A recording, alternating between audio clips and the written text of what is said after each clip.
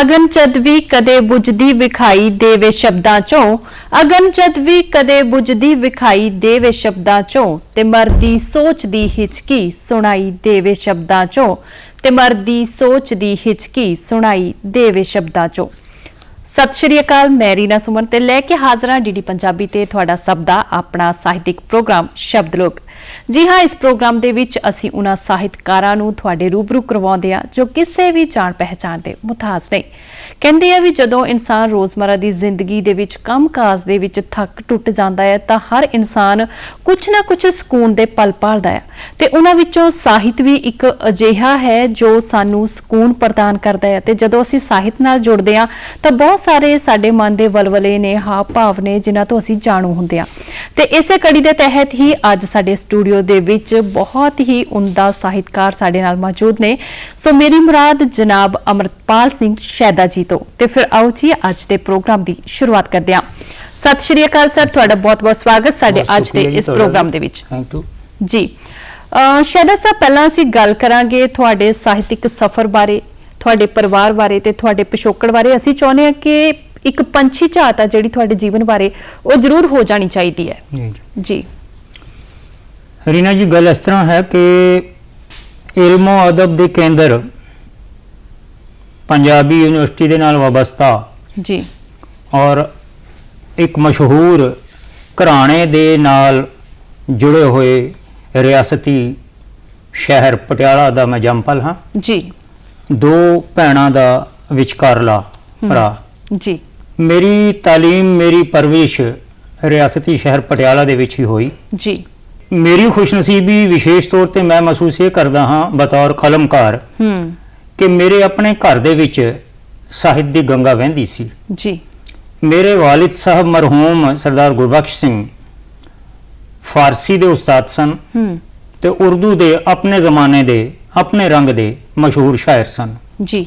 ਪਰੰਤੂ ਇੱਥੇ ਇੱਕ ਵਿਸ਼ੇਸ਼ ਗੱਲ ਮੈਂ ਜ਼ਰੂਰ ਕਹਿਣਾ ਚਾਹਾਂਗਾ, ਸਰੋਤਿਆਂ ਦੇ ਨਾਲ ਵੀ ਸਾਂਝਾ ਕਰਾਂਗਾ, ਤੁਹਾਡੇ ਨਾਲ ਵੀ, ਜੀ, ਕਿ ਮੈਨੂੰ ਬੇਸ਼ੱਕ ਕੁਝ ਸਰਕਮਸਟੈਂਸਿਸ ਕਰਦੇ ਅਜਿਹੇ ਸਨ ਕਿ ਮੈਨੂੰ ਆਪਣੇ ਪਿਤਾ ਜੀ ਵੱਲੋਂ ਕੋਈ ਬਹੁਤ ਵਿਸ਼ੇਸ਼ ਸਪੋਰਟ ਤਾਂ ਨਹੀਂ ਮਿਲ ਸਕੀ, ਲੇਕਿਨ ਜਿਹੜਾ ਵਿਰਸੇ ਦੇ ਵਿੱਚ, ਲਹੂ ਦੇ ਵਿੱਚ ਜਿਹੜਾ ਅਸਰ ਹੁੰਦਾ ਹੈ ਜੀ, ਉਸ ਦੇ ਰਾਹੀਂ ਮੈਂ ਮਹਿਸੂਸ ਕੀਤਾ ਕਿ ਮੇਰੇ ਅੰਦਰ ਕੋਈ ਚਿਣਕ ਹੈ। ਤੇ ਤੁਸੀਂ ਸੁਣ ਕੇ ਹੈਰਾਨ ਹੋਵੋਗੇ ਕਿ ਚੌਥੀ ਪੰਜਵੀਂ ਦੇ ਵਿੱਚ, ਯਾਨੀ ਖਾਸ ਤੌਰ ਤੇ ਮੈਂ ਪੰਜਵੀਂ ਦਾ ਜ਼ਿਕਰ ਕਰਾਂ ਜੀ, ਤਾਂ ਮੈਂ ਤੁਕਬੰਦੀ ਕਰਨ ਲੱਗ ਪਿਆ ਸੀ। ਜੀ। ਲੇਕਿਨ ਤੁਕਬੰਦੀ ਮੇਰਾ ਚੌਗਿਰਦਾ ਅਜਿਹਾ ਸੀ, ਮੇਰੀ ਸਕੂਲ ਦਾ ਚੌਗਿਰਦਾ ਅਜਿਹਾ ਸੀ ਕਿ ਉੱਥੇ ਹਿੰਦੀ ਦਾ ਮਾਹੌਲ ਜ਼ਿਆਦਾ ਹਾਵੀ ਸੀ। ਜੀ। ਹਾਲਾਂਕਿ ਪੰਜਾਬ ਦਾ ਮਸ਼ਹੂਰ ਰਿਆਸਤੀ ਸ਼ਹਿਰ, ਲੇਕਿਨ ਪਬਲਿਕ ਸਕੂਲ ਹੋਣ ਕਰਕੇ ਉੱਥੇ ਹਿੰਦੀ ਦਾ ਮਾਹੌਲ ਜ਼ਿਆਦਾ ਹਾਵੀ ਸੀ। ਤਾਂ ਜ਼ਾਹਿਰ ਹੈ ਕਿ ਬੱਚੇ ਨੂੰ ਜੋ ਕੁਝ ਚੌਗਿਰਦੇ ਤੋਂ ਮਿਲਦਾ ਹੈ ਉਹ ਅਡਾਪਟ ਕਰਦਾ ਹੈ। ਤਾਂ ਹਿੰਦੀ ਦਾ ਮਾਹੌਲ ਹੋਣ ਕਰਕੇ ਮੈਂ ਸ਼ੁਰੂ ਦੇ ਵਿੱਚ ਜਿਹੜੀ ਤੁਕਬੰਦੀ ਕੀਤੀ ਹੈ ਉਹ ਗੰਗਾ ਜਮਨੀ ਲਹਿਜਾ, ਜਿਹਦੇ ਵਿੱਚ ਫਾਰਸੀ ਉਰਦੂ ਦੇ ਸ਼ਬਦ ਵੀ ਹੁੰਦੇ ਸੀ, ਹਿੰਦੀ ਦੇ ਵੀ, ਤੇ ਉੱਥੋਂ ਮੈਂ ਸ਼ੁਰੂਆਤ ਕੀਤੀ। ਕਾਫੀ ਦੇਰ ਮੈਂ ਕਰਦਾ ਰਿਹਾ, ਹੋਸ਼ ਸੰਭਾਲਣ ਤੱਕ, ਜਦੋਂ ਤੱਕ ਆਪਣੀ ਮਾਂ ਬੋਲੀ ਬਾਰੇ ਕੁਝ ਜ਼ਿਆਦਾ ਚੇਤਨਾ ਨਹੀਂ ਸੀ ਆਈ, ਉਦੋਂ ਤੱਕ ਮੈਂ ਹਿੰਦੀ ਦਾ ਕਰਦਾ ਰਿਹਾ। ਜੀ। ਲੇਕਿਨ ਜਦੋਂ ਇਹ ਚੇਤਨਾ ਆਹਿਸਤਾ ਆਹਿਸਤਾ ਖਾਸ ਤੌਰ ਤੇ 9ਵੀਂ 10ਵੀਂ ਤੱਕ ਜਦੋਂ ਆ ਜਾਂਦੀ ਹੈ ਤਾਂ ਫਿਰ ਮੈਂ ਪੰਜਾਬੀ ਵੱਲ ਮੁੜਿਆ। ਜੀ। ਉਦੋਂ ਤੱਕ ਮੈਂ ਕਾਫੀ ਅਭਿਆਸ ਕਰ ਚੁੱਕਿਆ ਸੀ। ਜੀ। ਤੇ ਚੁੱਕੇ ਘਰ ਦਾ ਮਾਹੌਲ, ਮੈਂ ਪਹਿਲਾਂ ਵੀ ਬੇਨਤੀ ਕੀਤੀ ਹੈ ਕਿ ਸਾਹਿਤਿਕ ਹੋਣ ਕਰਕੇ ਮੈਂ ਆਪਣਾ ਜੋ ਵੀ ਲਿਖਦਾ ਸੀ ਆਪਣੇ ਪਿਤਾ ਜੀ ਨੂੰ ਸੁਣਾਉਂਦਾ ਸੀ। ਜੀ। ਤਾਂ ਥੋੜੀ ਬਹੁਤੀ ਸ਼ਾਬਾਸ਼ ਦੇ ਤਾਂ ਦਿੰਦੇ ਸੀ, ਲੇਕਿਨ ਉਹਨਾਂ ਦੀ ਨਸੀਹਤ ਹੁੰਦੀ ਸੀ ਕਿ ਤੂੰ ਆਪਣਾ ਫਿਊਚਰ ਬਣਾਉਣਾ ਹੈ, ਤੂੰ ਪੜ੍ਹਾਈ ਕਰ। ਇਹ ਲਾਈਨ ਤਾਂ ਬੜੀ ਦੂਰ ਦੀ ਲਾਈਨ ਹੈ। ਜੀ। ਬਹਰਹਾਲ ਅੰਦਰਲੀ ਚਿਣਕ ਸੀ, ਉਸ ਨੂੰ ਰੋਕਿਆ ਨਹੀਂ ਜਾ ਸਕਦਾ। ਇੱਥੇ ਮੈਂ ਇੱਕ ਗੱਲ ਤੁਹਾਡੇ ਨਾਲ ਸਾਂਝੀ ਕਰਨਾ ਚਾਹਾਂਗਾ ਕਿ ਕੋਮਲ ਕਲਾਵਾਂ ਦੇ ਵਿੱਚ ਕੋਈ ਵੀ ਕਲਾ ਹੈ, ਖਾਸ ਤੌਰ ਤੇ ਜਿਹੜੀ ਲਿਖਣ ਕਲਾ ਹੈ, ਇਹ ਸਿਖਾਏ ਤੇ ਨਹੀਂ ਆਉਂਦੀ। ਜੀ। ਅੰਦਰ ਰੱਬੀ ਦਾਤ ਹੁੰਦੀ ਹੈ, ਖੁਦਾ ਦਾਤ ਹੁੰਦੀ ਹੈ। ਇਸ ਨੂੰ ਡਿਵੈਲਪ ਕਰਨਾ ਮਨੁੱਖ ਦਾ ਆਪਣਾ ਕੰਮ ਜ਼ਰੂਰ ਹੈ, ਲੇਕਿਨ ਜੇ ਅਸੀਂ ਕਹੀਏ ਨਾ ਵੀ ਇਹਨੂੰ ਟ੍ਰੇਨਿੰਗ ਦੇ ਨਾਲ ਅਸੀਂ ਸਿੱਖ ਲਾਂਗੇ, ਬੁੱਤਘਾੜੇ ਦਾ ਕੰਮ ਹੈ, ਚਿੱਤਰਕਾਰੀ ਦਾ ਕੰਮ ਹੈ, ਉਸ ਨੂੰ ਟ੍ਰੇਨਿੰਗ ਨਾਲ ਸਿੱਖ ਲੈਂਦੇ ਹਾਂ। ਸੰਗੀਤ ਵੀ ਅਸੀਂ ਟ੍ਰੇਨਿੰਗ ਨਾਲ ਸਿੱਖ ਲੈਂਦੇ ਹਾਂ, ਲੇਕਿਨ ਸੰਗੀਤ ਨੂੰ ਉਦੋਂ ਤੱਕ ਟ੍ਰੇਨਿੰਗ ਨਾਲ ਨਹੀਂ ਸਿੱਖ ਸਕਦੇ ਜਦੋਂ ਤੱਕ ਸਾਡੇ ਅੰਦਰ ਸੰਗੀਤ ਨਹੀਂ ਹੋਏਗਾ। ਬਿਲਕੁਲ। ਕਲਮਕਾਰੀ ਉਦੋਂ ਤੱਕ ਨਹੀਂ ਕਰ ਸਕਦੇ ਜਦੋਂ ਤੱਕ ਸਾਡੇ ਅੰਦਰ ਕਲਮਕਾਰੀ ਦੀ ਚਿਣਕ ਨਹੀਂ ਹੋਏਗੀ। ਸਰ, ਅਸੀਂ ਚਾਹੁੰਦੇ ਹਾਂ ਵੀ ਸਾਡੇ ਦਰਸ਼ਕਾਂ ਦੇ ਨਾਲ ਕੋਈ ਨਾ ਕੋਈ ਆਪਣੀ ਰਚਨਾ ਜਿਹੜੀ ਆ ਉਹ ਜ਼ਰੂਰ ਸਾਂਝੀ ਕਰੋ। ਭਰ ਲਵਾਂ ਕਾਸ਼ ਕਲਾ ਵਿੱਚ ਮੈਂ ਅੰਬਰ ਸਾਰਾ, ਭਰ ਲਵਾਂ ਕਾਸ਼ ਕਲਾ ਵਿੱਚ ਮੈਂ ਅੰਬਰ ਸਾਰਾ, ਸਾਰੀ ਧਰਤੀ ਤੇ ਸਮੰਦਰ ਦਾ ਸਮੰਦਰ ਸਾਰਾ, ਭਰ ਲਵਾਂ ਕਾਸ਼ ਕਲਾ ਵਿੱਚ ਮੈਂ ਅੰਬਰ ਸਾਰਾ, ਸਾਰੀ ਧਰਤੀ ਤੇ ਸਮੰਦਰ ਦਾ ਸਮੰਦਰ ਸਾਰਾ, ਨਜ਼ਰਾਂ ਤੇ ਜੋ ਸਜਾਉਂਦੇ ਨੇ ਸਿਰਾਂ ਨੂੰ ਵੇਖੀ, ਨਜ਼ਰਾਂ ਤੇ ਜੋ ਸਜਾਉਂਦੇ ਨੇ ਸਿਰਾਂ ਨੂੰ ਵੇਖੀ, ਇਸੇ ਹਾਂ ਮੈਨੇ ਨਿਗਲ ਲੈਣਾ ਹੈ ਲਸ਼ਕਰ ਸਾਰਾ, ਇਸੇ ਹਾਂ ਮੈਨੇ ਨਿਗਲ ਲੈਣਾ ਹੈ ਲਸ਼ਕਰ ਸਾਰਾ, ਭਰ ਲਵਾਂ ਕਾਸ਼ ਕਲਾ ਵਿੱਚ ਮੈਂ ਅੰਬਰ ਸਾਰਾ, ਦਸਤਖਤ ਕਰਕੇ ਮੈਂ ਅਗਨੀ ਤੇ ਜਦੋਂ ਘਰ ਮੁੜਿਆ, ਦਸਤਖਤ ਕਰਕੇ ਮੈਂ ਅਗਨੀ ਤੇ ਜਦੋਂ ਘਰ ਮੁੜਿਆ, ਵੇਖਿਆ ਰਾਖ ਦੀ ਢੇਰੀ ਸੀ ਮੇਰਾ ਘਰ ਸਾਰਾ, ਵੇਖਿਆ ਰਾਖ ਦੀ ਢੇਰੀ ਸੀ ਮੇਰਾ ਘਰ ਸਾਰਾ, ਭਰ ਲਵਾਂ ਕਾਸ਼ ਕਲਾ ਵਿੱਚ ਮੈਂ ਅੰਬਰ ਸਾਰਾ, ਜੇ ਤੂੰ ਟੁੱਟਿਆ ਤਾਂ ਕਰ ਸ਼ੈਦਾ ਤੇ ਇਹੋ ਬਖਸ਼ਿਸ਼, ਜੇ ਤੂੰ ਟੁੱਟਿਆ ਤਾਂ ਕਰ ਸ਼ੈਦਾ ਤੇ ਇਹੋ ਬਖਸ਼ਿਸ਼, ਅਰਥ ਅੰਮ੍ਰਿਤ ਚ ਪਲਟ ਸ਼ਬਦ ਸਰੋਵਰ ਸਾਰਾ, ਅਰਥ ਅੰਮ੍ਰਿਤ ਚ ਪਲਟ ਸ਼ਬਦ ਸਰੋਵਰ ਸਾਰਾ, ਭਰ ਲਵਾਂ ਕਾਸ਼ ਕਲਾ ਵਿੱਚ ਮੈਂ ਅੰਬਰ ਸਾਰਾ। ਸੋ ਬਹੁਤ ਖੂਬ ਸਰ। ਤੇ ਜੇ ਗੱਲ ਕੀਤੀ ਜਾਵੇ ਤੁਹਾਡੇ ਨਾਮ ਦੀ, ਅੰਮ੍ਰਿਤਪਾਲ ਸਿੰਘ ਸ਼ਹਿਦਾ ਜੀ ਦੇ ਨਾਮ ਦੀ, ਤਾਂ ਇੱਕ ਤ੍ਰੈ ਭਾਸ਼ੀ ਸ਼ਾਇਰ ਵਜੋਂ ਤੁਸੀਂ ਸਾਰੇ ਪਾਸੇ ਜਾਣੇ ਜਾਂਦੇ ਹੋ। ਤੇ ਤੁਹਾਡੀ ਸ਼ਾਇਰੀ ਦੀ ਸ਼ੁਰੂਆਤ ਕਿਸ ਤਰ੍ਹਾਂ ਹੋਈ, ਕਿਸ ਤਰ੍ਹਾਂ ਸਬਬ ਬਣਿਆ ਸਾਹਿਤ ਦੇ ਖੇਤਰ ਵਿੱਚ ਆਉਣ ਦਾ? ਦਰਅਸਲ ਮੇਰੇ ਚੌਗਿਰਦੇ ਵਿੱਚ ਮੈਨੂੰ ਹਿੰਦੀ ਦਾ ਪ੍ਰਭਾਵ ਜ਼ਿਆਦਾ ਮਿਲਿਆ ਜੀ, ਤੇ ਦੂਸਰੇ ਪਾਸੇ ਵਿਰਾਸਤ 'ਚ ਮੈਨੂੰ ਉਰਦੂ ਤੇ ਫਾਰਸੀ ਦਾ ਅਸਰ ਸੀ। ਤਾਂ ਜਦੋਂ ਮੈਂ ਰਚਨਾ ਪ੍ਰਕਿਰਿਆ ਕਰਦਾ ਸੀ ਤਦੋਂ ਦੋਨੇ ਚੀਜ਼ਾਂ ਮਿਕਸ ਹੋ ਜਾਂਦੀਆਂ ਸੀ ਜੀ। ਉਧਰੋਂ ਮੇਰੀ ਤਾਲੀਮ ਦੇ ਰਾਹੀਂ ਮੈਨੂੰ ਹਿੰਦੀ ਦਾ ਅਸਰ ਸੀ, ਇਸ ਪਾਸੋਂ ਵਿਰਸੇ ਦੇ ਵਿੱਚ ਉਰਦੂ ਤੇ ਫਾਰਸੀ ਦਾ ਅਸਰ ਸੀ। ਤਾਂ ਜਿਹੜਾ ਸਿਰਜਣਾ ਹੁੰਦੀ ਸੀ ਉਹ ਗੰਗਾ ਜਮਨੀ ਲਹਿਜੇ ਦੀ ਸਿਰਜਣਾ ਹੁੰਦੀ ਸੀ।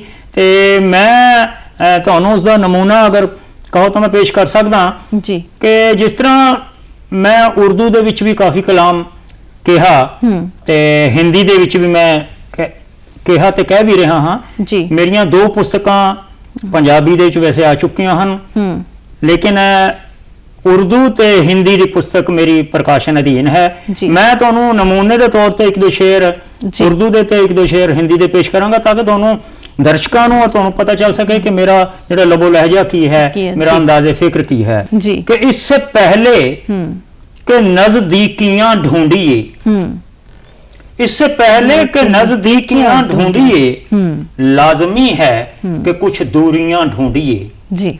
लाजमी है कि कुछ दूरियां ढूंढिए और रंग क्या, रूप क्या, जात क्या, धर्म क्या, रंग क्या, रूप क्या, जात क्या, धर्म क्या, आदमी में फकत खूबियां ढूंढिए। और इसी तरह मैं दोनों हिंदी दे 1-2 शेर पेश करदा जी। मेरी पसंदीदा गजल है कि सब्ज जंगल से निकलकर डार से बिछड़ा हिरन, सब्ज जंगल से निकलकर डार से बिछड़ा हिरन, आ गया सहरा की जद में प्यास का मारा हिरन, आ गया सहरा की जद में प्यास का मारा हिरन, और ले गए जिसको शिकारी उसके बच्चों का सवाल, ले गए जिसको शिकारी उसके बच्चों का सवाल, क्या नहीं आएंगे मम्मी अब कभी पापा हिरन, क्या नहीं आएंगे मम्मी अब कभी पापा हिरन।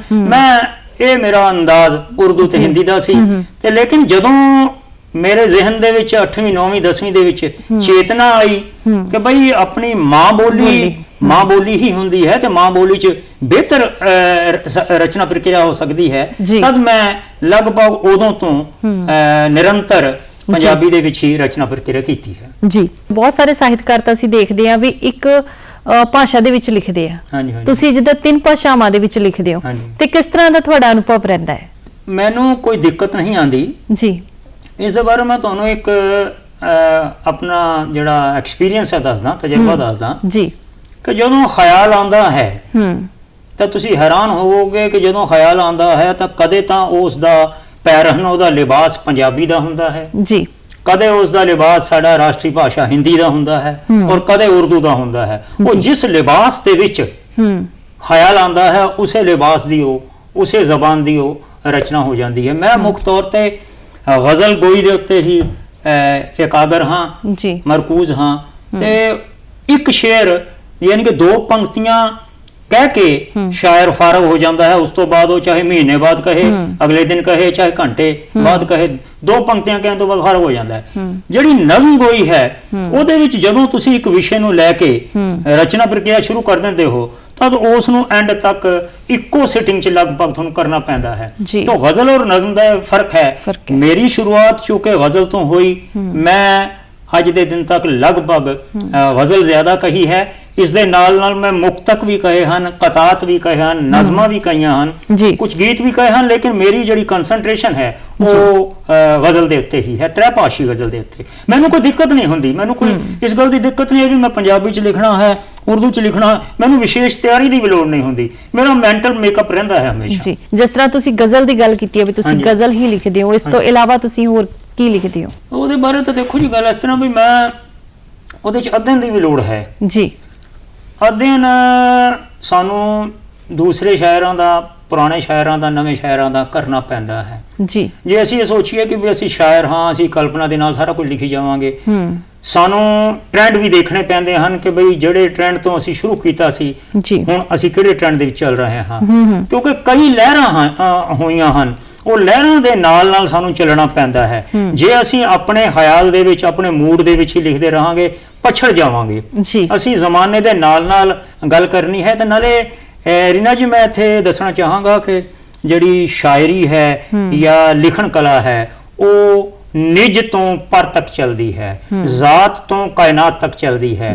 ਜਦੋਂ ਸ਼ਾਇਰ ਜਾਂ ਕਲਮਕਾਰ ਰਚਨਾ ਪ੍ਰਕਿਰਿਆ ਸ਼ੁਰੂ ਕਰਦਾ ਹੈ ਤਾਂ ਪਹਿਲੇ ਉਹ ਆਪਣੇ ਦੁੱਖ ਦਰਦਾਂ ਦੀ ਗੱਲ ਕਰਦਾ ਹੈ, ਆਪਣੇ ਚੌਗਿਰਦੇ ਦੇ, ਆਪਣੇ ਪਰਿਵਾਰ ਦੇ, ਆਪਣੀਆਂ ਸਮੱਸਿਆਵਾਂ ਦੀ ਗੱਲ ਕਰਦਾ ਹੈ। ਆਹਿਸਤਾ ਆਹਿਸਤਾ ਉਸਦੇ ਜ਼ਿਹਨ ਦੇ ਕਿਵਾੜ ਖੁੱਲਦੇ ਹਨ, ਉਹਦਾ ਕੈਨਵਸ ਵਿਸ਼ਾਲ ਹੁੰਦਾ ਹੈ, ਤਾਂ ਉਹਨੂੰ ਮਹਿਸੂਸ ਹੁੰਦਾ ਹੈ ਕਿ ਬਈ ਮੈਂ ਹੁਣ ਦੁਨੀਆ ਦੀ ਵੀ ਗੱਲ ਕਰਨੀ ਹੈ, ਮੇਰੇ ਨਾਲੋਂ ਵੱਡੀਆਂ ਸਮੱਸਿਆਵਾਂ ਮੇਰੇ ਜ਼ਮਾਨੇ ਦੀਆਂ ਹਨ, ਨੈਸ਼ਨਲ ਔਰ ਇੰਟਰਨੈਸ਼ਨਲ ਜਿਹੜੀਆਂ ਸਮੱਸਿਆਵਾਂ ਹਨ ਉਹ ਮੇਰੇ ਤੋਂ ਵੀ ਵੱਡੀਆਂ ਹਨ, ਮੈਂ ਉਹਨਾਂ ਦੀ ਗੱਲ ਕਰਨੀ ਹੈ। ਤਾਂ ਇਹ ਰਚਨਾ ਪ੍ਰਕਿਰਿਆ ਚੱਲਦੀ ਹੈ ਜੀ। ਅੰਮ੍ਰਿਤਪਾਲ ਜੀ, ਜੇ ਗੱਲ ਕੀਤੀ ਜਾਵੇ ਤੁਹਾਡੇ ਹੁਣ ਤੱਕ ਦੇ ਸਾਹਿਤਿਕ ਸਫ਼ਰ ਦੀ, ਤਾਂ ਗੱਲ ਕਰਾਂਗੇ ਕਿ ਤੁਸੀਂ ਕਿਹਨਾਂ ਤੋਂ ਪ੍ਰੇਰਿਤ ਹੋ ਕੇ ਲਿਖਣਾ ਸ਼ੁਰੂ ਕੀਤਾ, ਕਿਹਨਾਂ ਨੂੰ ਆਪਣਾ ਗੁਰੂ ਮੰਨਦੇ ਹੋ, ਜਿਨ੍ਹਾਂ ਦੀ ਮਿਹਨਤ ਸਦਕਾ ਅੱਜ ਤੁਸੀਂ ਇਸ ਮੁਕਾਮ ਤੇ ਪਹੁੰਚੇ ਹੋ? ਬੜਾ ਤੁਹਾਡਾ ਇਹ ਸਵਾਲ ਬੜਾ ਅਹਿਮ ਔਰ ਮਹੱਤਵਪੂਰਨ ਸਵਾਲ ਹੈ ਜੀ, ਕਿਉਂਕਿ ਇਸ ਸਵਾਲ ਦੇ ਨਾਲ ਹਰ ਕਲਮਕਾਰ, ਹਰ ਕਲਾਕਾਰ ਜੁੜਿਆ ਹੁੰਦਾ ਹੈ ਜੀ। ਦਰਅਸਲ ਜੇ ਮੈਂ ਪਹਿਲਾ ਉਸਤਾਦ ਕਹਾਂ ਤਦ ਉਹ ਮੇਰੇ ਵਾਲਿਦ ਮੁਹਤਰਮ ਸਰਦਾਰ ਗੁਰਬਖਸ਼ ਸਿੰਘ ਸ਼ਹਿਦਾ ਹੀ ਸਨ ਜੀ। ਭਾਵੇਂ ਕਿ ਬੜੀ ਦਿਲਚਸਪ ਗੱਲ ਹੈ, ਮੈਂ ਦਰਸ਼ਕਾਂ ਨਾਲ ਵੀ ਬੜੀ ਬੇਬਾਕੀ ਦੇ ਨਾਲ ਸਾਂਝੀ ਕਰਨੀ ਚਾਹਾਂਗਾ, ਭਾਵੇਂ ਕਿ ਕੁਝ ਪਰਿਸਥਿਤੀਆਂ ਅਜਿਹੀਆਂ ਸਨ ਕਿ ਮੇਰੇ ਵਾਲਿਦ ਸਾਹਿਬ ਸ਼ਾਇਦ ਇਹ ਨਹੀਂ ਚਾਹੁੰਦੇ ਸਨ ਕਿ ਮੈਂ ਇਹ ਮਤਲਬ ਕਲਮਕਾਰੀ ਦੇ ਲਾਈਨ ਦੇ ਵਿੱਚ ਪਵਾਂ, ਉਹ ਇਹ ਚਾਹੁੰਦੇ ਸਨ ਕਿ ਵੀ ਤੂੰ ਪੜ੍ਹ ਲਿਖ, ਆਪਣਾ ਫਿਊਚਰ ਬਣਾ, ਆਪਣੀ ਜ਼ਿੰਦਗੀ ਬਣਾ। ਇਹ ਗੱਲ ਬਾਤ ਦੀ ਹੈ, ਲੇਕਿਨ ਸਵਾਲ ਹੈ ਵੀ ਜਿਹੜੀ ਅੰਦਰਲੀ ਚਿਣਗ ਹੈ, ਅੰਦਰਲਾ ਸ਼ਰਰ ਹੈ, ਅੰਦਰਲੀ ਚਿੰਗਾਰੀ ਹੈ, ਉਸ ਨੂੰ ਕਿਵੇਂ ਦਬਾਇਆ ਜਾ ਸਕਦਾ ਸੀ? ਜਦੋਂ ਉਹਨਾਂ ਨੇ ਮੇਰੇ ਵਾਲਿਦ ਸਾਹਿਬ ਨੇ ਦੇਖਿਆ ਕਿ ਨਹੀਂ ਇਹ ਟਲਣ ਵਾਲਾ ਨਹੀਂ ਹੈ, ਤਦ ਫਿਰ ਉਹਨਾਂ ਨੇ ਮੇਰਾ ਸਾਥ ਦਿੱਤਾ ਤੇ ਫਿਰ ਉਹਨਾਂ ਨੇ ਮੈਨੂੰ ਆਪਣੇ ਤਜਰਬੇ ਦੇ ਵਿੱਚੋਂ ਕੁਛ ਨਾ ਦੇਣ ਦੀ ਕੋਸ਼ਿਸ਼ ਕੀਤੀ, ਲੇਕਿਨ ਉਹਨਾਂ ਨੇ ਮੈਨੂੰ ਆਜ਼ਾਦ ਰੱਖਿਆ ਕਿ ਬਈ ਤੂੰ ਜੋ ਲਿਖਦਾ ਹੈ, ਜੋ ਤੇਰਾ ਅੰਦਾਜ਼ੇ ਫਿਕਰ ਹੈ ਉਹ ਤੇਰਾ ਹੈ, ਮੈਂ ਤੇਰੇ ਤੇ ਕੁਝ ਥੋਪਦਾ ਨਹੀਂ ਹਾਂ ਜੀ। ਤੇ ਆਹਿਸਤਾ ਆਹਿਸਤਾ ਫਿਰ ਮੈਨੂੰ ਮਹਿਸੂਸ ਹੋਈ ਕਿ ਬਈ ਇਹਨਾਂ ਦੀ ਆਪਣੀ ਜ਼ਿੰਦਗੀ ਹੈ, ਇਹਨਾਂ ਦੀਆਂ ਆਪਣੀਆਂ ਸਮੱਸਿਆਵਾਂ ਹਨ, ਘਰੇਲੂ ਹਾਲਾਤ ਕੁਝ ਅਜਿਹੇ ਹਨ ਕਿ ਮੈਨੂੰ ਬਾਕਾਇਦਾ ਉਸਤਾਦ ਕਰਨਾ ਚਾਹੀਦਾ ਹੈ। ਹਾਲਾਤ ਐਸੇ ਬਣੇ ਕਿ ਮੈਨੂੰ ਇੱਕ ਅੰਤਰਰਾਸ਼ਟਰੀ ਪੱਧਰ ਦਾ ਉਹ ਸ਼ਾਇਰ ਬਤੌਰ ਉਸਤਾਦ ਮਿਲਿਆ ਜਿਹੜਾ ਕਿ ਸਾਡੇ ਪਟਿਆਲਾ ਸ਼ਹਿਰ ਦੇ ਨਾਲ ਹੀ ਵਾਬਸਤਾ ਸਨ। ਜਨਾਬ ਨੌਬਹਾਰ ਸਿੰਘ ਸਾਬਰ ਨੈਸ਼ਨਲ ਫੇਮ ਦੇ ਸ਼ਾਇਰ ਸਨ, ਬਹੁਤ ਵੱਡੇ ਸ਼ਾਇਰ ਸਨ, ਔਰ ਆਜ਼ਾਦੀ, ਜੰਗ ਆਜ਼ਾਦੀ ਦੇ ਨਾਲ ਉਹਨਾਂ ਦਾ ਬੜਾ ਵੱਡਾ ਰੋਲ ਰਿਹਾ ਹੈ। ਤੇ ਸਾਡੀ ਸਭਨਾਂ ਦੀ, ਮੇਰੀ ਔਰ ਮੇਰੇ ਉਸਤਾਦ ਭਰਾਵਾਂ ਦੀ ਬੜੀ ਖੁਸ਼ਨਸੀਬੀ ਰਹੀ ਕਿ ਉਹ ਪਟਿਆਲੇ ਹੀ ਮਕਾਮ ਸਨ, ਮਕੀਮ ਪਟਿਆਲੇ ਸਨ, ਤੇ ਉਹਨਾਂ ਦੀ ਮੈਨੂੰ ਸਰਪ੍ਰਸਤੀ 1981 ਦੇ ਵਿੱਚ ਹਾਸਿਲ ਹੋਈ ਸੀ ਜੀ। ਤੇ ਮੈਂ ਇਸ ਨੂੰ ਖੁਸ਼ਨਸੀਬੀ ਕਹਾਂ ਜਾਂ ਬਦਨਸੀਬੀ ਕਿ 1984 ਦੇ ਵਿੱਚ ਉਹਨਾਂ ਦਾ ਦੇਹਾਂਤ ਹੋ ਗਿਆ ਸੀ। ਮੈਨੂੰ 3-4 ਸਾਲ ਹੀ ਉਹਨਾਂ ਦੇ ਨਾਲ ਉੱਠਣ ਬੈਠਣ ਦਾ ਮੌਕਾ ਮਿਲਿਆ।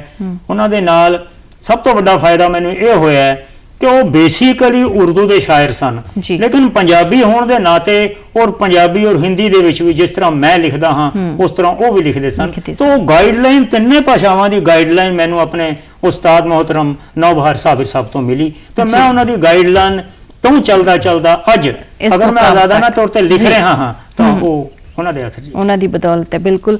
ਸੋ ਕਹਿੰਦੇ ਹੁੰਦੇ ਆ ਵੀ ਗੁਰੂ ਬਿਨਾ ਗਤ ਨਹੀਂ ਤੇ ਸ਼ਾਹ ਬਿਨਾ ਪਤ ਨਹੀਂ, ਸੋ ਇੱਕ ਗੁਰੂ ਦਾ ਹੋਣਾ ਵੀ ਬਹੁਤ ਜ਼ਰੂਰੀ ਆ। ਤੇ ਅਸੀਂ ਆਪਣੇ ਦਰਸ਼ਕਾਂ ਨੂੰ ਦੱਸ ਦਈਏ ਵੀ ਤੁਸੀਂ ਵੇਖ ਰਹੇ ਹੋ ਪ੍ਰੋਗਰਾਮ ਸ਼ਬਦ ਲੋਕ, ਤੇ ਸਾਡੇ ਅੱਜ ਦੇ ਮਹਿਮਾਨ ਨੇ ਅੰਮ੍ਰਿਤਪਾਲ ਸਿੰਘ ਸ਼ੈਦਾ ਜੀ, ਤੇ ਉਹਨਾਂ ਦੇ ਨਾਲ ਗੱਲਬਾਤ ਦਾ ਸਫ਼ਰ ਜਿਹੜਾ ਹੈ ਇਸੇ ਤਰ੍ਹਾਂ ਜਾਰੀ ਰਹੇਗਾ। ਤੇ ਸੁਣਦੇ ਆ ਉਹਨਾਂ ਦੀ ਇੱਕ ਹੋਰ ਰਚਨਾ। ਤੇ ਸਰ, ਗੱਲ ਕੀਤੀ ਜਾਵੇ ਤੁਹਾਡੇ ਸਾਹਿਤਿਕ ਸਫ਼ਰ ਦੇ ਵਿੱਚ ਰਚਨਾਵਾਂ ਤਾਂ ਤੁਸੀਂ ਹੁਣ ਤੱਕ ਬਹੁਤ ਸਾਰੀਆਂ ਲਿਖ ਚੁੱਕੇ ਹੋਵੋਗੇ, ਕੋਈ ਅਜਿਹੀ ਰਚਨਾ ਜੋ ਤੁਹਾਡੇ ਦਿਲ ਦੇ ਬਹੁਤ ਕਰੀਬ ਹੋਵੇ, ਉਹ ਸਾਡੇ ਦਰਸ਼ਕਾਂ ਦੇ ਨਾਲ ਵੀ ਜ਼ਰੂਰ ਸਾਂਝੀ ਕਰੋ। ਜੇ ਮੈਂ ਅੱਜ ਦੇ ਦਿਨ ਲਈ ਸਪੈਸ਼ਲ ਜੀ ਤੁਹਾਡੇ ਨਾਲ ਇਹ ਸਾਂਝ ਪਾਵਾਂ ਕਿ ਮੇਰੇ ਦਿਲ ਦੇ ਨਜ਼ਦੀਕ ਜਿਹੜੀ ਰਚਨਾ ਹੈ ਤੇ ਤੁਸੀਂ ਮੈਨੂੰ ਆਗਿਆ ਦਿਓ ਪੇਸ਼ ਕਰਨ ਦੀ, ਤਾਂ ਤੁਸੀਂ ਇਸ ਨੂੰ ਬੜੀ ਖੁਸ਼ੀ ਦੇ ਨਾਲ ਐਕਸੈਪਟ ਵੀ ਕਰੋਗੇ ਔਰ ਤੁਹਾਨੂੰ ਦਿਲੀ ਖੁਸ਼ੀ ਹੋਏਗੀ ਕਿ ਵਾਕਈ ਇਹ ਰਚਨਾ ਅੱਜ ਪੇਸ਼ ਕਰਨ ਵਾਲੀ ਸੀ। ਜੀ ਪੇਸ਼ ਕਰ ਰਿਹਾ ਕਿ ਕੌਣ ਜਾਣੇ ਕਿੱਡਾ ਵੱਡਾ ਕਿਸ ਦੇ ਅੰਦਰ ਸ਼ਬਦ ਲੋਕ। ਜੀ ਕੌਣ ਜਾਣੇ ਕਿੱਡਾ ਵੱਡਾ ਕਿਸ ਦੇ ਅੰਦਰ ਸ਼ਬਦ ਲੋਕ, ਧਰਤ ਤੋਂ ਪਾਤਾਲ ਤੇ ਪਾਤਾਲੋਂ ਅੰਬਰ ਸ਼ਬਦ ਲੋਕ। ਧਰਤ ਤੋਂ ਪਾਤਾਲ ਤੇ ਪਾਤਾਲੋਂ ਅੰਬਰ ਸ਼ਬਦ ਲੋਕ, ਇੱਕੋ ਦ੍ਰਿਸ਼ਟੀ ਨਾਲ ਲੋਕਾਈ ਦੀ ਕਰਦਾ ਪੈਰਵੀ। ਇੱਕੋ ਦ੍ਰਿਸ਼ਟੀ ਨਾਲ ਲੋਕਾਈ ਦੀ ਕਰਦਾ ਪੈਰਵੀ, ਯਾਨੀ ਮਰਿਆਦਾ ਚ ਰੱਖਦਾ ਆਪਣਾ ਪੱਧਰ ਸ਼ਬਦ ਲੋਕ। ਯਾਨੀ ਮਰਿਆਦਾ ਚ ਰੱਖਦਾ ਆਪਣਾ ਪੱਧਰ ਸ਼ਬਦ ਲੋਕ, ਕਰਦਾ ਸਹਿਰਾਵਾਂ ਦੀਆਂ ਕੁੱਖਾਂ ਨੂੰ ਵੀ ਏਦਾਂ ਹਰਾ। ਕਰਦਾ ਸਹਿਰਾਵਾਂ ਦੀਆਂ ਕੁੱਖਾਂ ਨੂੰ ਵੀ ਏਦਾਂ ਹਰਾ, ਕਰਕੇ ਜਲਥਲ ਅਰਥ ਬੱਦਲ ਬਣ ਕੇ ਅਕਸਰ ਸ਼ਬਦ ਲੋਕ। ਕਰਕੇ ਜਲਥਲ ਅਰਥ ਬੱਦਲ ਬਣ ਕੇ ਅਕਸਰ ਸ਼ਬਦ ਲੋਕ, ਔਰ ਜ਼ਖਮ ਤੇ ਮੱਲਮ ਲਗਾਉਂਦਾ ਦਰਦ ਦਾ ਕਰਦਾ ਇਲਾਜ। ਜ਼ਖਮ ਤੇ ਮੱਲਮ ਲਗਾਉਂਦਾ ਦਰਦ ਦਾ ਕਰਦਾ ਇਲਾਜ, ਵੰਡਦਾ ਖੁਸ਼ੀਆਂ ਖੇੜੇ ਹਾਸੇ ਜਾ ਕੇ ਘਰ ਘਰ ਸ਼ਬਦ ਲੋਕ। ਵੰਡਦਾ ਖੁਸ਼ੀਆਂ ਖੇੜੇ ਹਾਸੇ ਜਾ ਕੇ ਘਰ ਘਰ ਸ਼ਬਦ ਲੋਕ, ਔਰ ਜੰਗ ਦਾ ਕਾਰਨ ਵੀ ਮਜਬੂਰਨ ਜੇ ਬਣ ਜਾਂਦਾ ਕਦੇ।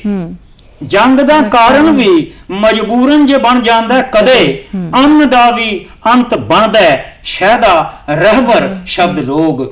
ਅੰਨ ਦਾ ਵੀ ਅੰਤ ਬਣਦਾ ਸ਼ਹਿਦਾ ਰਹਿਬਰ ਸ਼ਬਦ ਲੋਕ, ਕੌਣ ਜਾਣੇ ਕਿੱਡਾ ਵੱਡਾ ਕਿਸ ਦੇ ਅੰਦਰ ਸ਼ਬਦ ਲੋਕ, ਧਰਤ ਤੋਂ ਪਾਤਾਲ ਤੇ ਪਾਤਾਲੋਂ ਅੰਬਰ ਸ਼ਬਦ ਲੋਕ। ਜੀ ਸੋ ਬਹੁਤ ਖੂਬ, ਸਾਡੇ ਪ੍ਰੋਗਰਾਮ ਸ਼ਬਦ ਲੋਕ ਨੂੰ ਲੈ ਕੇ ਮੁਖਾਤਿਬ ਹੋ ਕੇ ਤੁਸੀਂ ਇਹ ਜਿਹੜੀ ਰਚਨਾ ਪੇਸ਼ ਕੀਤੀ ਹੈ, ਸੋ ਵਧੀਆ ਲੱਗੀ, ਸਾਡੇ ਦਰਸ਼ਕਾਂ ਨੂੰ ਵੀ ਕਾਫੀ ਪਸੰਦ ਆਈ ਹੋਵੇਗੀ। ਤੇ ਸਰ, ਜੇ ਗੱਲ ਕੀਤੀ ਜਾਵੇ ਤੁਹਾਡੀਆਂ ਹੁਣ ਤੱਕ ਦੀਆਂ ਰਚਨਾਵਾਂ ਦੀ, ਤਾਂ ਕਿੰਨੀਆਂ ਕੁ ਰਚਨਾਵਾਂ ਨੇ ਤੁਸੀਂ ਲਿਖ ਚੁੱਕੇ ਹੋ, ਕਿੰਨੀਆਂ ਕੁ ਪੁਸਤਕਾਂ ਨੇ ਜੋ ਲੋਕ ਅਰਪਣ ਕਰ ਚੁੱਕੇ ਹੋ? ਰੀਨਾ ਜੀ, ਇਸ ਤਰ੍ਹਾਂ ਹੈ ਕਿ ਮੇਰੀ ਸਿਰਜਣਾ ਤਾਂ ਮੌਲਿਕ ਸੀ ਹੀ, ਲੇਕਿਨ ਪੁਸਤਕਾਂ ਦੇ ਸੰਬੰਧ ਵਿੱਚ ਮੇਰੀ ਜਿਹੜੀ ਸਿਲਸਿਲਾ ਆਰੰਭ ਹੋਇਆ ਉਹ ਸੰਪਾਦਨ ਕਲਾ ਤੋਂ ਹੋਇਆ ਹੈ। ਜੀ ਜੀ। 1985 ਦੇ ਵਿੱਚ ਮੈਂ ਪਹਿਲੀ ਪੁਸਤਕ ਜਿਹੜੀ ਸੰਪਾਦਿਤ ਕੀਤੀ ਸੀ 14 ਕਹਾਣੀਕਾਰਾਂ ਦੀ, ਗਰਮ ਹਵਾਵਾਂ। ਉਸ ਤੋਂ ਬਾਅਦ ਕਈ ਪੁਸਤਕਾਂ ਸੰਪਾਦਨ ਕੀਤੀਆਂ, ਫਿਰ ਮੇਰੀਆਂ 2 ਪੁਸਤਕਾਂ ਆਪਣੀਆਂ ਆਈਆਂ, ਫਸਲ ਧੁੱਪਾਂ ਦੀ ਤੇ ਇੱਕ ਪੁਸਤਕ ਜਿਹੜੀ ਹੈ ਉਸ ਤੋਂ ਬਾਅਦ ਆਈ ਹੈ। ਇਹ ਦੋਨੋਂ ਪੁਸਤਕਾਂ ਮੇਰੀਆਂ ਆਪਣੀਆਂ ਮੌਲਿਕ ਆਈਆਂ ਹਨ ਤੇ ਇਸ ਦਰਮਿਆਨ ਮੈਂ 2 ਪੁਸਤਕਾਂ ਗੁਰਮੁਖੀ ਤੇ ਸ਼ਾਹਮੁਖੀ ਇਹ ਦੋਨੋਂ ਲਿਪੀਆਂ ਨੂੰ ਇਕੱਠਾ ਕਰਕੇ ਸੰਪਾਦਨ ਕੀਤੀਆਂ ਹਨ। ਇੱਕ ਕਵਿਤਾ ਦੀ ਹੈ, ਇੱਕ ਕਹਾਣੀ ਦੀ ਹੈ ਤੇ ਉਹ ਕਾਫੀ ਚਰਚਿਤ ਹੋਈਆਂ ਹਨ, ਕਾਫੀ ਪਸੰਦ ਕੀਤੀਆਂ ਹਨ ਤੇ ਇਸ ਤਰ੍ਹਾਂ ਇਹ ਸਿਲਸਿਲਾ ਲਗਾਤਾਰ ਚੱਲ ਰਿਹਾ ਹੈ। ਮੇਰੀ ਇੱਕ ਹਿੰਦੀ ਦੀ ਤੇ ਉਰਦੂ ਦੀ ਪੁਸਤਕ ਪਬਲੀਕੇਸ਼ਨ ਦੇ ਤਹਿਤ ਹੈ, ਉਹ ਬੜੀ ਜਲਦੀ ਦਰਸ਼ਕਾਂ ਦੇ ਹੱਥਾਂ 'ਚ ਹੈ ਜੀ। ਉਹ ਵੀ ਤੁਹਾਡੀਆਂ ਭਵਿੱਖ ਦੀਆਂ ਯੋਜਨਾਵਾਂ ਨੇ, ਸੋ ਸਾਡੇ ਦਰਸ਼ਕਾਂ ਨੂੰ ਵੀ ਉਹਨਾਂ ਦਾ ਇੰਤਜ਼ਾਰ ਰਹੇਗਾ। ਤੇ ਗੱਲ ਕੀਤੀ ਜਾਵੇ ਸਰ ਤੁਹਾਡੇ ਹੁਣ ਦੇ ਸਾਹਿਤਿਕ ਸਫ਼ਰ ਦੇ ਵਿੱਚ ਹੁਣ ਤੱਕ ਮਿਲੇ ਮਾਨ ਸਨਮਾਨ ਦੀ, ਤਾਂ ਉਹ ਵੀ ਸਾਡੇ ਦਰਸ਼ਕਾਂ ਦੇ ਨਾਲ ਜਰੂਰ ਸਾਂਝੀ ਕਰੋ। ਜੇ ਇਨਾਮ ਇਕਰਾਮ ਦੀ ਗੱਲ ਕੀਤੀ ਜਾਵੇ ਜੀ, ਤਦ ਮੇਰੀ ਪਹਿਲੀ ਪੁਸਤਕ ਫਸਲ ਧੁੱਪਾਂ ਦੀ ਤੇ ਜੀ ਮੈਨੂੰ ਪੰਜਾਬ ਦੀਆਂ 2 ਕੌਮੀ ਪੱਧਰ ਦੀਆਂ ਸੰਸਥਾਵਾਂ ਨੇ ਜੀ, ਨਾਭਾ ਦੀ ਸੰਸਥਾ ਬੜੀ ਮਸ਼ਹੂਰ ਸੰਸਥਾ ਹੈ, ਭਾਈ ਕਾਹਨ ਸਿੰਘ ਨਾਭਾ ਰਚਨਾ ਵਿਚਾਰ ਮੰਚ ਜੀ, ਉਹਨਾਂ ਵੱਲੋਂ ਮੈਨੂੰ ਸਨਮਾਨ ਦਿੱਤਾ ਗਿਆ ਜੀ।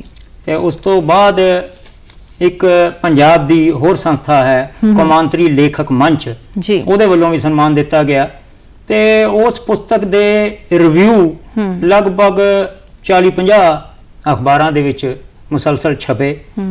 ਦੂਸਰੀ ਪੁਸਤਕ ਦੇ ਰਿਵਿਊ ਵੀ ਕਾਫੀ ਛਪੇ ਹਨ। ਮੈਂ ਸਮਝਦਾ ਕਿ ਜੋ ਮਾਨ ਸਨਮਾਨ ਸਰੋਤਿਆਂ ਵੱਲੋਂ, ਪਾਠਕਾਂ ਵੱਲੋਂ ਤੁਹਾਡੀ ਰਚਨਾ ਨੂੰ ਪੜ੍ਹਨ ਤੋਂ ਬਾਅਦ ਰੱਦੇ ਅਮਲ ਦੇ ਤੌਰ ਤੇ, ਪ੍ਰਤੀਕਿਰਿਆ ਦੇ ਤੌਰ ਤੇ ਤੁਹਾਡੇ ਤੱਕ ਪਹੁੰਚਦਾ ਹੈ, ਉਸ ਤੋਂ ਵੱਡਾ ਮਾਨ ਸਨਮਾਨ ਕੋਈ ਨਹੀਂ ਹੁੰਦਾ। ਮੈਂ ਸਮਝਦਾ ਕਿ ਅੱਜ ਦਾ ਜਿਹੜਾ ਸਮਾਗਮ ਹੈ, ਅੱਜ ਦਾ ਪ੍ਰੋਗਰਾਮ ਹੈ, ਇਹ ਵੀ ਮੇਰੇ ਲਈ ਮਾਨ ਸਨਮਾਨ ਹੈ ਜੀ, ਕਿਉਂਕਿ ਦਰਸ਼ਕਾਂ ਦੀਆਂ ਜਿਹੜੀਆਂ ਤਾੜੀਆਂ ਨੇ ਉਹਨਾਂ ਤੋਂ ਵੱਡਾ ਮਾਨ ਸਨਮਾਨ ਜਿਹੜਾ ਕਿ ਉਹ ਕੋਈ ਵੀ ਨਹੀਂ ਹੋ ਸਕਦਾ। ਜਦੋਂ ਤੁਸੀਂ ਕਿਸੇ ਪ੍ਰੋਗਰਾਮ ਦੇ ਵਿੱਚ ਸ਼ਿਰਕਤ ਕਰਦੇ ਹੋ, ਉਹਨਾਂ ਵੱਲੋਂ ਜੋ ਹੁੰਗਾਰਾ ਮਿਲਦਾ ਆ ਉਹ ਸਭ ਤੋਂ ਵੱਡਾ ਮਾਨ ਸਨਮਾਨ ਹੁੰਦਾ ਹੈ। ਤੇ ਤੁਹਾਨੂੰ ਕਾਫੀ ਲੰਮਾ ਵਕਫਾ ਹੋ ਚੁੱਕਿਆ ਆ ਸਾਹਿਤ ਦੇ ਖੇਤਰ ਦੇ ਵਿੱਚ। ਗੱਲ ਕੀਤੀ ਜਾਵੇ 45 ਵਰੇ ਕੋਈ ਛੋਟੇ ਨਹੀਂ ਹੁੰਦੇ ਹੈਗੇ। ਇਸ ਦੇ ਵਿੱਚ ਕੋਈ ਅਜਿਹੀ ਯਾਦ ਜੋ ਸਾਡੇ ਦਰਸ਼ਕਾਂ ਨਾਲ ਸਾਂਝੀ ਕਰਨਾ ਚਾਹੁੰਦੇ ਹੋ? ਕਈ ਘਟਨਾਵਾਂ ਹਨ ਜੀ, ਲੇਕਿਨ ਮੈਂ ਇੱਕ ਘਟਨਾ ਦਾ ਤੁਹਾਡੇ ਨਾਲ ਜ਼ਿਕਰ ਕਰਨਾ ਫਖਰ ਦੀ ਗੱਲ ਵੀ ਸਮਝਾਂਗਾ ਔਰ ਮੇਰਾ ਖਿਆਲ ਹੈ ਕਿ ਦਰਸ਼ਕ ਉਸ ਤੋਂ ਪ੍ਰੇਰਣਾ ਵੀ ਲੈਣਗੇ ਜੀ। 1993 ਜਨਵਰੀ ਦੀ ਗੱਲ ਹੈ ਜੀ ਜੀ। ਮੈਨੂੰ ਇੱਕ ਸੱਦਾ ਆਉਂਦਾ ਹੈ ਹੈਦਰਾਬਾਦ ਤੋਂ ਇੰਟਰਨੈਸ਼ਨਲ ਮੁਸ਼ਾਇਰੇ ਦਾ ਜੀ। ਸੱਦੇ ਪਹਿਲਾਂ ਵੀ ਆਉਂਦੇ ਸੀ, ਮੈਂ ਕਈ ਸਟੇਟਸ ਦੇ ਵਿੱਚ ਮੁਸ਼ਾਇਰੇ ਪੜ੍ਹੇ ਹਨ। ਬਹਰਹਾਲ ਦਿੱਲੀ ਤੋਂ ਇੱਕ ਗਰੁੱਪ ਸ਼ਾਇਰਾਂ ਦਾ, ਬੜੇ ਮਸ਼ਹੂਰ ਮਾਰੂਫ ਸ਼ਾਇਰਾਂ ਦਾ ਚੱਲਦਾ ਹੈ ਤੇ ਮੈਂ ਉਹਨਾਂ ਦੇ ਨਾਲ ਸ਼ਾਮਿਲ ਹੋ ਜਾਂਦਾ ਹਾਂ। ਰੀਨਾ ਜੀ, ਮੈਂ ਉਸ ਮੁਸ਼ਾਇਰੇ ਤੋਂ ਇੰਨਾ ਜ਼ਿਆਦਾ ਹੌਸਲਾ ਅਫਜ਼ਾਈ ਮਹਿਸੂਸ ਕੀਤੀ ਜੀ। 3 ਦਿਨ ਸਾਡਾ ਉੱਥੇ ਸਟੇ ਸੀ ਜੀ, ਯਾਨੀ ਕਿ VVIP ਸਾਨੂੰ ਉੱਥੇ ਟ੍ਰੀਟਮੈਂਟ ਮਿਲਿਆ। 5 ਸਟਾਰ ਹੋਟਲ ਦੇ ਵਿੱਚ ਸਾਡੀ ਸਟੇ ਸੀ। ਚਲੋ ਇਹ ਤਾਂ ਮਟੀਰੀਅਲਿਸਟਿਕ ਗੱਲਾਂ ਹਨ। ਜਿਹੜੀ ਮੈਂ ਗੱਲ ਦੱਸਣਾ ਚਾਹੁੰਦਾ ਹਾਂ ਕਿ ਮੁਸ਼ਾਇਰਿਆਂ ਦਾ ਕਲਚਰ ਜੀ ਬਾਹਰਲੀ ਸਟੇਟਸ ਦੇ ਵਿੱਚ, ਖਾਸ ਤੌਰ ਤੇ ਦੱਖਣ ਵੱਲ, UP ਵੱਲ, ਬਿਹਾਰ ਵੱਲ, ਇਸ ਜਨੂਨ ਦੀ ਹੱਦ ਤੱਕ ਹੈ ਕਿ ਉੱਥੇ ਇੱਕ ਬੜੇ ਵੱਡੇ ਸਟੇਡੀਅਮ ਦੇ ਵਿੱਚ ਮੁਸ਼ਾਇਰਾ ਸੀ। ਰਾਤ ਨੂੰ 11 ਵਜੇ ਮੁਸ਼ਾਇਰਾ ਸ਼ੁਰੂ ਹੁੰਦਾ ਹੈ ਜੀ ਜੀ। ਤੇ ਤੁਸੀਂ ਇਹ ਅੰਦਾਜ਼ਾ ਲਗਾਓ ਕਿ 22-23 ਹਜ਼ਾਰ ਦੀ ਗੈਦਰਿੰਗ, ਲੋਕ ਛੱਤਾਂ ਤੇ ਬੈਠੇ ਸੀ ਜੀ। ਉਹੀ ਇੱਕ ਅਸਲੀ ਪਿਆਰ ਹੁੰਦਾ ਹੈ ਜਿਸ ਦਾ ਤੁਸੀਂ ਦੱਸਿਆ। 4 ਵਜੇ ਤੱਕ ਰੀਨਾ ਜੀ, ਸਵੇਰੇ 4 ਵਜੇ ਤੱਕ ਮੁਸ਼ਾਇਰਾ ਚੱਲਿਆ ਹੈ, 11 ਵਜੇ ਤੋਂ ਸ਼ੁਰੂ ਹੋ ਕੇ ਜੀ ਜੀ। ਔਰ ਉਹ ਮੇਰੀ ਜ਼ਿੰਦਗੀ ਦਾ ਇੱਕ ਅਜਿਹਾ ਸ਼ਾਨਦਾਰ ਤਜਰਬਾ ਰਿਹਾ ਹੈ ਕਿ ਉਸ ਤੋਂ ਬਾਅਦ ਮੇਰੇ ਅੰਦਰ ਇੱਕ ਬੜਾ ਕੌਨਫੀਡੈਂਸ ਪੈਦਾ ਹੋਇਆ ਤੇ ਮੈਨੂੰ ਇਵੇਂ ਲੱਗਿਆ ਕਿ ਨਹੀਂ, ਮੇਰਾ ਪੱਧਰ ਅਜਿਹੇ ਮੁਸ਼ਾਇਰਿਆਂ 'ਚ ਜਾਣਦਾ ਹੈ। ਔਰ ਦੂਸਰੀ ਗੱਲ ਬੜੀ ਦਿਲਚਸਪ ਹੈ ਕਿ ਉਸ ਸਾਰੀ ਸਟੇਜ ਤੇ ਜੀ ਬਹਿਸੀਅਤ ਸਰਦਾਰ ਮੈਂ ਹੀ ਇਕੱਲਾ ਸੀ ਜੀ। ਸੋ ਬਹੁਤ ਖੂਬ, ਅੱਜ ਤੁਸੀਂ ਸਾਡੇ ਨਾਲ ਜੁੜੇ, ਸਾਡੇ ਨਾਲ ਸਾਹਿਤ ਨੂੰ ਲੈ ਕੇ ਸਾਂਝ ਪਾਈ ਹੈ, ਕਾਫੀ ਗੱਲਾਂ ਸਾਂਝੀਆਂ ਕੀਤੀਆਂ ਨੇ ਤੇ ਸਾਡੇ ਸੱਦੇ ਨੂੰ ਕਬੂਲ ਕਰਦੇ ਹੋਏ ਸਾਡੇ ਸਟੂਡੀਓ ਦੇ ਵਿੱਚ ਆਉਣ ਲਈ ਤੁਹਾਡਾ ਬਹੁਤ ਬਹੁਤ ਧੰਨਵਾਦ। ਬਹੁਤ ਬਹੁਤ ਸ਼ੁਕਰੀਆ ਜੀ।